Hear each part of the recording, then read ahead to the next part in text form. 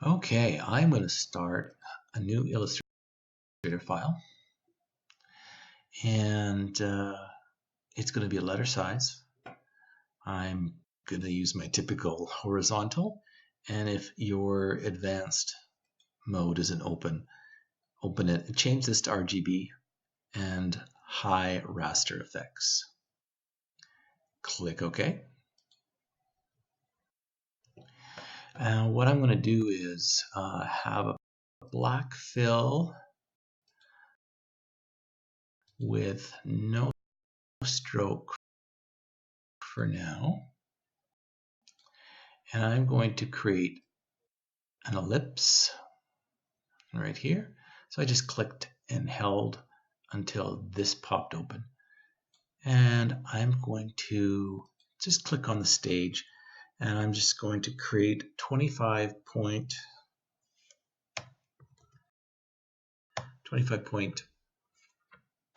circle, something like that. Why not? And I'm going to grab my selection tool, and I'm going to drag this over here into the brush palette. So I'm going to be careful not to go to a corner or to the axis point. I'm going to drag somewhere else and just drop it right in here. And I'm going to make not an art brush, but a pattern brush. It's going to be different than what we've done before. So the pattern brush is different in a couple of ways. I'll show you that in just a second. First of all, there's spacing here.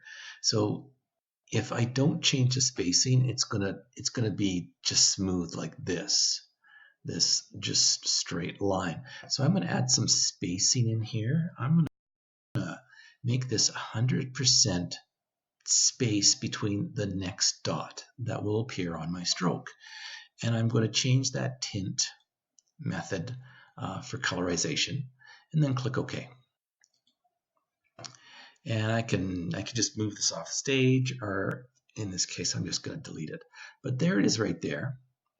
And I'm going to simply make a straight line, but my stroke is going to be black, and there's going to be no fill. So I'm going to hold the Shift key while I draw this. Let go of the mouse, then the Shift key, and then I'm going to click right here or right here, and that's what I get. Just like that. And it is a stroke, but it looks like dots. And one thing I can do is copy this. So I held the Alt key and then clicked and dragged. And then I'm going to hold the Shift key so that it's in line. And you can see that it's got that green guide there for me. So I'm just going to bring it down a bit, maybe around there. And then I'm going to change this to super light gray. So you can barely see it there. And I'm going to grab both of those, and I'm going to do the old blend trick. So double click on the blend tool, change this to specified steps, and 1, 2, 3, 4, 5. I'll try 8 and see what happens. Control Alt B, and that's just not enough space. So I'm going to move this down a little bit more. Something like that. Grab those two paths and do that Control Alt B again. That's a little better. Kind of like that. Kind of like that, yeah. And then what I'm going to do is I'm going to go Object Transform, and I'm going to reflect this horizontally, copy it, and move this down.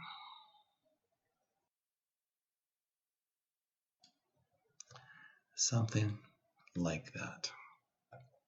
It's not bad. So I can create this background in a way that's kind of interesting. I can change the distance here as well. So if I go in here, I can go in and I can change that spacing. I could change this to 50%.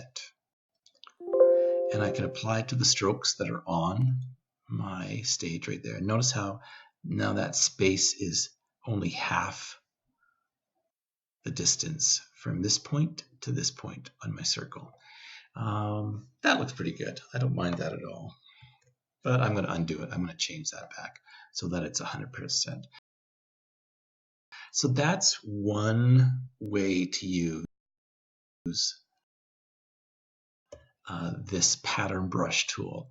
Another way is to create a circle, and yeah, I'll try that, see what happens. Click.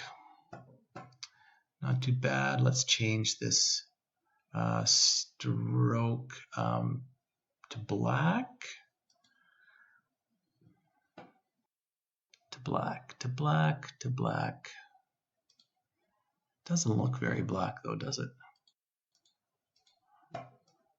Maybe it's just my eyes. There we go. Notice how my circles are a little warped, and that's because it's trying to follow this path. So I don't have perfect circles anymore, unfortunately. I'm going to align it to the stage, and then I'm going to create something a little different. I'll go Object Transform, and I'm going to go to Scale, and I'm going to scale this 150%.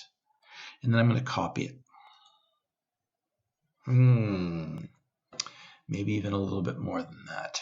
Object Transform, and I'm going to scale that, let's try 170%. Copy. There we go, Control D. And the reason it works like this is because I have my settings under Edit Preferences, General. I've got Scale, Strokes, and Effects. If I don't have that, and I do this again, Object Transform, and I do 170%, oh, sorry. Object Transform, Scale, and I do 170% and copy it.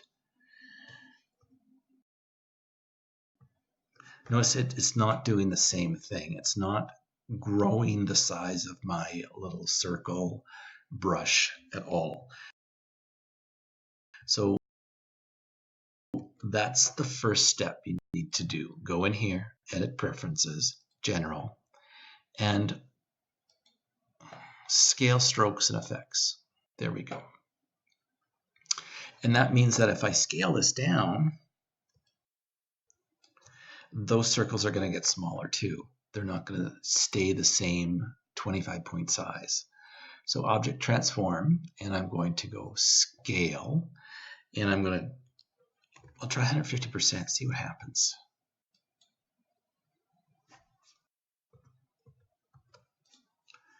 Interesting. So I can create logos using very simple shapes like this. And I'm just going to move that off the stage like so. I'm going to go and try this again. I'm going to click, and I'm going to do 100 by 100. And again, I just clicked on the stage. I didn't click and drag to get this dialog box. So click OK, and I'll click right here. I don't know. Maybe if I grab my direct selection tool, in other assignments, I've grabbed that point and I've moved it outwards like that. So you can select the point, but you also can select a line segment. And if I click right on the line segment instead of a point, I'll actually select that. And I'm going to hit delete. And I create a line segment that looks like that, and we'll see what happens here. That's not too bad. What if I go Object Transform and I do a transform each? So I'm going to scale this up, let's say 170%. And then I'm going to rotate it maybe 10 degrees. and I'll copy it. Ooh, I need that a little bit bigger. Object, transform, transform each, and instead of 170, I'm going to try 180, 180, yeah, and 10%, that's okay. Copy. There we go. And then, so notice how it's turned a little bit, and I'll try that again.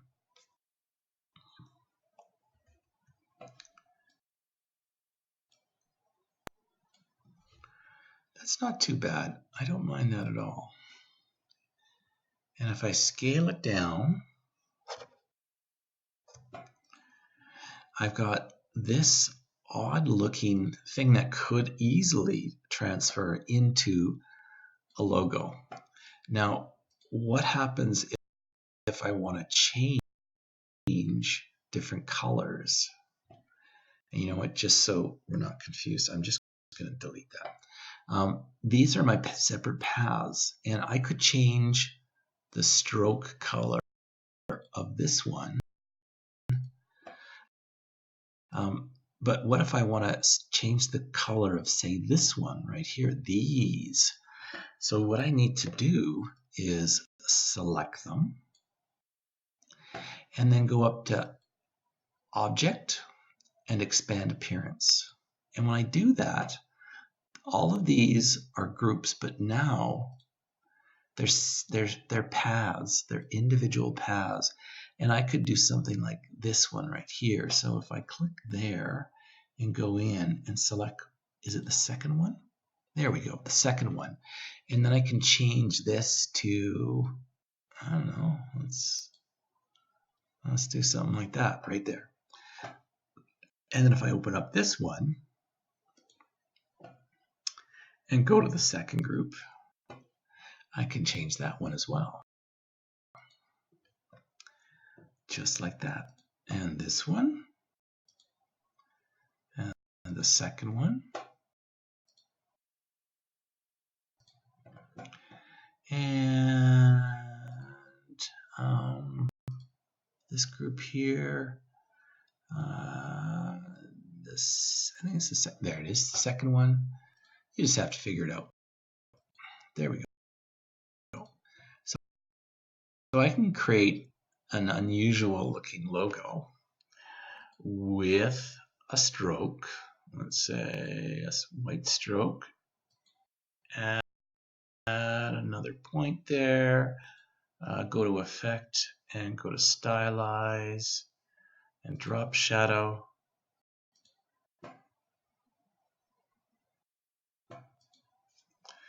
There we go. Interesting. Interesting. So there's lots of opportunity here to make an interesting logo that's scalable.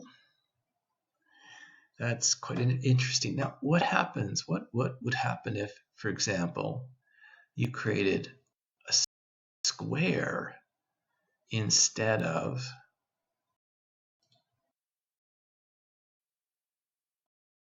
a circle?